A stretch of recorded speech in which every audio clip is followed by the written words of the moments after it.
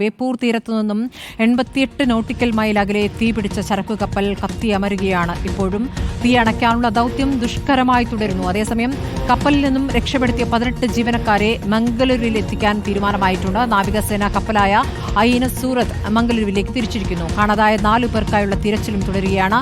INS സൂറത്ത് രാത്രി 10 മണിയോടെ മംഗലാപുരം തീരത്ത് അടുക്കും എന്നുള്ളതാണ്. ദൃശ്യങ്ങളാണ് ഇപ്പോൾ പ്രേക്ഷകർ കണ്ടുകൊണ്ടിരിക്കുന്നത്.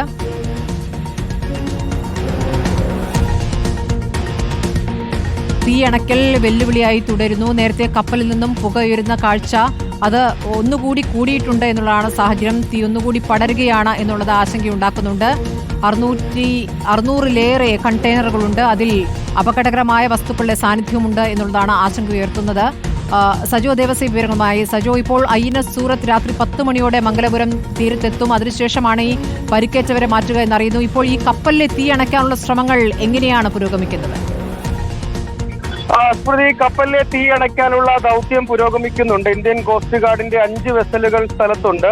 ഒപ്പം അങ്ങോട്ടേക്ക് എത്തിയ ഐഎൻഎസ് സൂറത്ത് നേവിയുടെ വെസൽ ഇപ്പോൾ രക്ഷപ്പെടുത്തിയ 18 പേരുമായി മംഗലാപുരത്തേക്ക് തിരിച്ചിട്ടുണ്ട്. മംഗളൂരു പോർട്ടിലായിരിക്കും അവരെ എത്തിക്കുക. തുടർന്ന് വൈദ്യസഹായവും അതിനുശേഷം എമിഗ്രേഷൻ ക്ലിയറൻസും പൂർത്തീകരിക്കും. തുടർന്ന് അവരെ കപ്പൽ കമ്പനിയുടെ പ്രതിനിധികൾക്ക് തന്നെയാകും കൈമാറുക.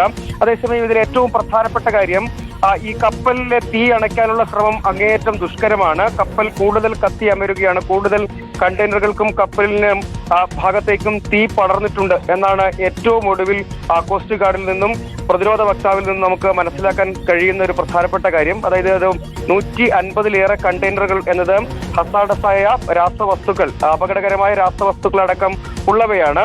അങ്ങോട്ടേക്ക്, അതായത് ഇതിൽ സ്ഫോടനമടക്കം ആദ്യഘട്ടത്തിൽ തീ പടർന്നത് അണ്ടർ ഡെക്കിലെ സ്ഫോടനത്തെ തുടർന്നാണ്. കൂടുതൽ സ്ഫോടനത്തിന്റെ സാധ്യതയടക്കമുണ്ട്. അതുകൊണ്ട് മുൻകരുതലോടുകൂടിയും കരുതലോടും കൂടി മാത്രമാണ് ഈ ദൗത്യം പൂർത്തീകരിക്കാൻ കഴിയുക. സമുദ്രപ്രഹരി അടക്കം സ്ഥലത്തേക്ക് തിരിക്കുകയും ചെയ്തിട്ടുണ്ട്. അതുകൂടാതെ കോസ്റ്റ് ഗാർഡിന്റെ 5 വെസലുകളാണ് പ്രധാനമായും ഈ ഫയർ ഫൈറ്റിംഗ് ഉൾപ്പെടെയുള്ള കാര്യങ്ങളിൽ പ്രധാന ദൗത്യം നിർവഹിക്കുന്നത്. പക്ഷേ കാണാതായവർക്കുള്ള തിരച്ചിലും പുരോഗമിക്കുന്നുണ്ടോ? അതെങ്ങനെയാണ് സാധ്യമാകുന്നത്? ഈ പ്രദേശത്തേക്ക് ഒരുപാട് അടുത്തേക്ക് പോകാൻ പറ്റാത്ത സാഹചര്യം കൂടി ഉണ്ടല്ലോ.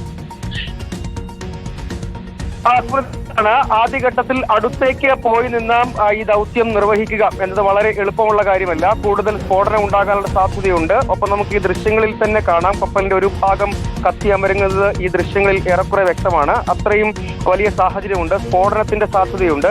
കപ്പലിന്റെ പുറം ഭാഗവും ചുറ്റുവട്ട ഭാഗവും ഒക്കെ കൂടുതൽ ചൂട് പിടിക്കുന്ന സാഹചര്യവും അടക്കമുണ്ട്. അതുകൊണ്ടാണ് ഈ മുൻകരുതലും ജാഗ്രതയും വേണ്ടത്. അതായത് 4 പേരെ കണ്ടെത്താനുണ്ട്. ആ 4 പേരുടെ കാര്യത്തിൽ ഇപ്പോഴും വ്യക്തത വന്നിട്ടില്ല. 18 പേരെ, അതായത് ആദ്യഘട്ടത്തിൽ തീ പടർന്ന്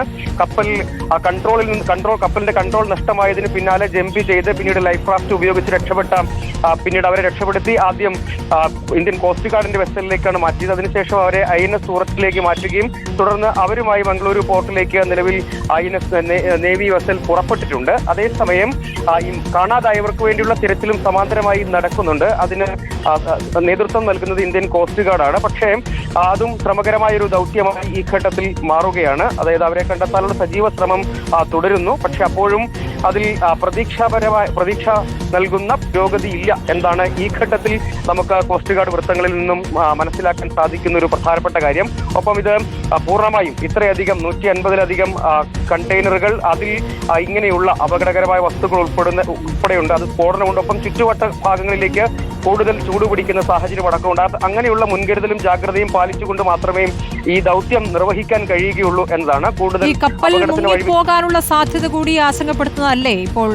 അതിലേക്ക് നീങ്ങുമോ? തീയണക്കൽ വെല്ലുവിളിയാകുമ്പോൾ അടുത്ത ഭയം അതാണല്ലോ. ഉറപ്പായും അങ്ങനെ ഒരു ആശങ്കയുണ്ട്. അത് പക്ഷേ ഔദ്യോഗികമായി സേനാ വിഭാഗങ്ങൾ എന്തെങ്കിലും ഒരു പ്രതികരണം ഈ ഘട്ടത്തിൽ നടത്തിയിട്ടില്ല. പക്ഷെ അങ്ങനെ ഒരു സാധ്യത ഇപ്പോഴും നിലനിൽക്കുകയാണ് എന്നതാണ്. അതായത് രക്ഷപ്പെടുത്തിയ ആളുകൾ ഏതായാലും 18 പേരെ അവിടെ നിന്ന് സുരക്ഷിതമായി മാറ്റാൻ കഴിഞ്ഞു. 4 പേർക്കും വേണ്ടിയുള്ള തിരച്ചിലിനും അപ്പുറത്തേക്ക് ഇതിന്റെ ആഘാതം കുറയ്ക്കുക എന്നതാണ്. റിസ്ക് മിറ്റിഗേഷൻ ഒരു പ്രധാനപ്പെട്ട കാര്യമാണ്. അതുകൊണ്ട് തന്നെയാണ് തീ അണയ്ക്കൽ പ്രധാനപ്പെട്ടതാകുന്നതും.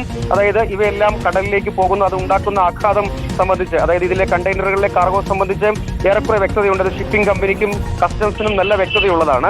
അപ്പോൾ അതിന്റെ ആഘാതം, അതായത് അത് കടലിലെ പാരിസ്ഥിതിക ആഘാതം എത്രത്തോളമാകും എന്ന കാര്യത്തിൽ ഇപ്പോൾ തന്നെ ഏറെക്കുറെ ഒരു വ്യക്തതയുണ്ട്. അതുകൊണ്ട് ആ ആഘാതം പരമാവധി കുറയ്ക്കുക, ആ പാരിസ്ഥിതിക ആഘാതം പരമാവധി കുറയ്ക്കുക, അവിടുത്തെ മത്സ്യസമ്പത്തിന്, കടലിലെ ആവാസ വ്യവസ്ഥയ്ക്കൊക്കെ ഉണ്ടാക്കുന്ന ആഘാതം പരമാവധി കുറയ്ക്കുക എന്താണ് ഇതിൽ ഏറ്റവും പ്രധാനപ്പെട്ട ഒരു കാര്യം. അതിനുവേണ്ടിയാണ് മോസ്റ്റ് മോഡേൺ പൊല്യൂഷൻ റെസ്പോൺസ് സംവിധാനമുള്ള ഇന്ത്യൻ കോസ്റ്റ് ഗാർഡിന്റെ സമുദ്രപ്രഹരി അടക്കം സ്ഥലത്തേക്ക് അയച്ചത്. പക്ഷേ ആദ്യം ഈ തീ അണയ്ക്കുക എന്നത് തന്നെയാണ് ഏറ്റവും പ്രധാനപ്പെട്ട കാര്യം.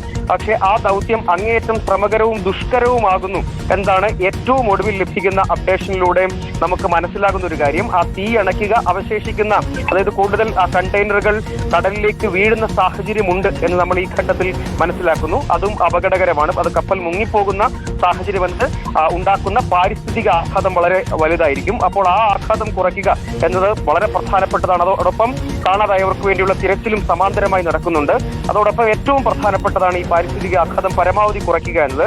അത് പക്ഷേ വളരെ ശ്രമകരമായ ഒരു ദൗത്യമായി മാറുന്നു. അതിനുവേണ്ടിയാണ് ഇപ്പോൾ 5 വെസലുകൾ, അതായത് ഇന്ത്യൻ കോസ്റ്റ് ഗാർഡിന്റെ 5 വെസൽ, 5 കപ്പലുകൾ സ്ഥലത്ത് തന്നെയുണ്ട്. ഈ പ്രവർത്തനങ്ങളിൽ സജീവമായി ഊർജിതമായ പ്രവർത്തനങ്ങൾ, തീ അണയ്ക്കുക എന്നതിനു വേണ്ടി ഊർജിതമായ പ്രവർത്തനങ്ങൾ തുടരുന്നുണ്ട്.